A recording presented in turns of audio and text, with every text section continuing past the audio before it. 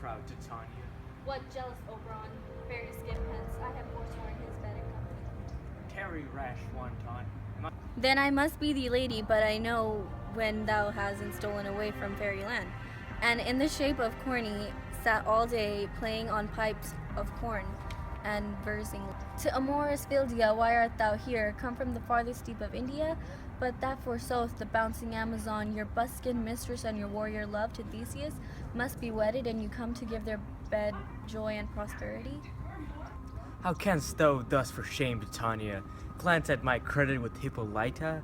Knowing I know thy love to Theseus, didst not thou lead him through the glimmering night, from Perigenia whom he ravished, and make him for the fair Aeglus break his faith with Aridme and Antopa? These are the forgeries of jealousy, and never since the middle summer spring met we on the hill in the dale forest of mead, by paved fountain or by rushy brook, or in the beached margins of the sea, to dance our ringlets of our whistling wind, but with the brawls thou hast disturbed our spark. Therefore the winds piping to us in vain, as our revenge has sucked up from the sea, contagious fogs with the falling in the land, hath every petal, every river made so proud, that they have overborne their contents. The ox hath therefore stretched his yoke in vain, the overplow lost his sweat, the green corn hath rotten ere his youth attained a beard, they fold stands empty in the down field, the crows are fattened with the murray flock. Do you amend it, then it lies in you? Why should Titania cross her Oberon? I do but beg a little changeling boy to be my henchman. Set your heart at rest, the fairyland spy not, the child of me, his mother was Fotis, of my order, and the spiced Indian air by night, full of hath, she gossiped by my side, and sat with me on Neptune's yellow sand. Marking the embarked trades on the flood, when we have laughed to see their sails conceive, and the big-bellied with the wanton wind, which she with pretty and with swimming gates, following her room, then the rich with my young square, we would imitate, and the sail upon the land, to fetch me truffles and return again. And from the voyage the rich merchandise, but she being mortal, of the boy did die, and for no sake did I rear up her boy, and for her sake I will not part with him. How long within this wood intend you stay? Give me that boy, and I will go with thee. Well, go thy way, thou shalt not from this grove, till I torment thee for this injury, my gentle Puck, come hither. Thou rememberest since once I sat upon a promontory, and heard a mermaid, on a dolphin's back, uttering such dulcet and ominous breath, that the rude sea grew civil at her song, and certain stars shot madly from their spears, to hear the sea maid's music. I remember. That very time I saw, but thou couldst not, flying between the cold moon and the earth, Cupid all armed, a certain aim he took at fair Vestal throned by the west, and loosed his love shaft smartly from his bow, as it should pierce 100,000 hearts. But I might see young Cupid's fairy shaft quenched in the chaste beams of the watery moon, and the imperial votress passed on in maiden meditation, fancy free, yet marked I where the bolt of Cupid fell.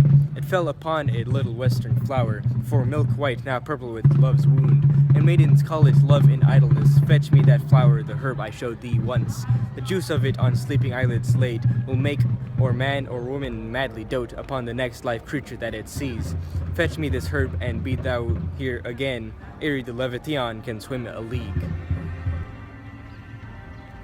I'll put a girl around the earth in 40 minutes. And once this juice, I'll watch Tanya when she is asleep, and drop the liquor of it in her eyes. The next thing, then she waking looks upon, be it on lion, bear, or wolf, or bull, on meddling monkey or on busy ape, she shall pursue it with the soul of love, and ere I take this charm from her off her sight, as I can take it from another herb, I'll make her render up her page to me.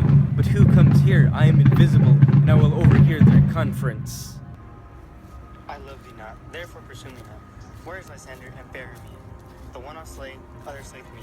Thou toldest me, they were stolen under this wood. And here I am, in wood, in this wood, because I cannot meet my queen. Hence, get thee gone, and follow me no more.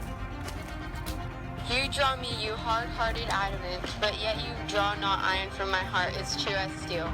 Leave you your power to draw, and I shall have no power to follow you. Do I entice you? Do I speak you fair? Or rather, do I not plainest truth tell you, I do not, nor can I not love you? And even for that do I love you the more. I am your spaniel, and Demetrius, the more you beat me, I will fawn on you. Use me but as your spaniel. Spurn me, strike me, neglect me, lose me. Only give me leave. Unworthy as I am to follow you, what worser place can I beg in your love? And yet a place of high respect with me, than to be used as you use your dog. Tempt not too much the hatred of my spirit, for I am sick when I look on thee. And I am sick when I look not on you. You do impeach your modesty too much, to leave the city and commit yourself into the hands of one that loves you not, and to trust the opportunity of night and the ill counsel of a desert place with the rich worth of your virginity. Your virtue is my privilege, for that it is not night when I do see your face. Therefore I think I am not in night, nor doth this wood lack worlds of company, for you in my respect are all the world. Then how can it be said I am alone, when all the world is here to look on me? I'll run from thee, and hide me in the brakes, and leave thee to the mercy of the wild beasts. Such a heart as you, run when you will, the story shall be changed. Apollo flies and Daphne holds the chase. The dove pursues the griffin, the mild hen makes speed to catch the tiger, bootless speed, when cowardice pursues and valor flies. I will not stay, thy questions, let me go, or if thou follow me, do not believe, but I shall do thee mischief in the wood. I, in the temple, in the town, the field, you do me mischief. Fie, Demetrius, your wrongs do set a scandal on my sex. We cannot fight for love, as men may do. We should be wooed, and we were not made to be wooed. Fare thee well, nymph, ere he do leave this grove. Thou shalt fly him, and he shall seek thy love. Hast thou the flower there? Welcome, wanderer. Aye, there it is. I pray thee give it to me. I know a bank where the wild thyme blows, where oxalyps and nodding violet grows, quite overconnoped with luscious woodbine, with sweet musk roses, and with elegant thyme. There sleeps Titania sometime of the night, lilied in these flowers with dances and delight. And there the snake throws her entangled skin, weed wide enough to wrap a fairy in, and with the juice of this I'll strike her eyes, and make her full of hateful fantasies. Take thou some of it, and seek through this grove. The sweet Athenian lady is in love with a disdainful youth, and toying in his eyes, but do it when the next thing he espies may be the lady. Thou shalt know the man, be the Athenian garments he hath on. Affect it with some care that he may prove more fond of her than she upon her love. And look thou meet me ere the first cock crow. Fear not, my lord, your servant shall do so.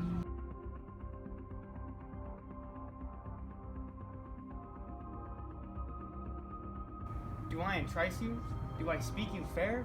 Or rather, do I not, in this truth, tell you, I do not, nor can I not love you? Wait, don't record it. And even for that do I love you the more. I am your spaniel, and Demetrius, the more you beat me, I will fawn on you. Use me but as your spaniel. Spurn me, strike me, neglect me, And even for that do I love you the more. I am your spaniel, and Demetrius, the more you beat me, I will fawn on you. Use me but as your spaniel. Spurn me, strike me, neglect me, lose me. Only give me leave, unworthy as I am to follow you. What worser place can I beg in your love? And yet a high... I'm not ready. Do impeach your modesty too much, to leave the city and commit yourself into the hands that loves you not, to trust the opportunity of night and the ill counsel of a desert place. Do you impeach yourself? Wait, I forgot. I'm not ready. Do impeach your modesty too much, to leave the city and commit yourself, to leave your hands of one that loves you not? You do impeach your modesty too much. Your virtue is my privilege, for that it is not night when I do see your face. Therefore, I think I am not in the night. I can't forget. Your virtue is my privilege, for that it is... Hold it! The wildest hath not... Hold it, please. Okay. Question.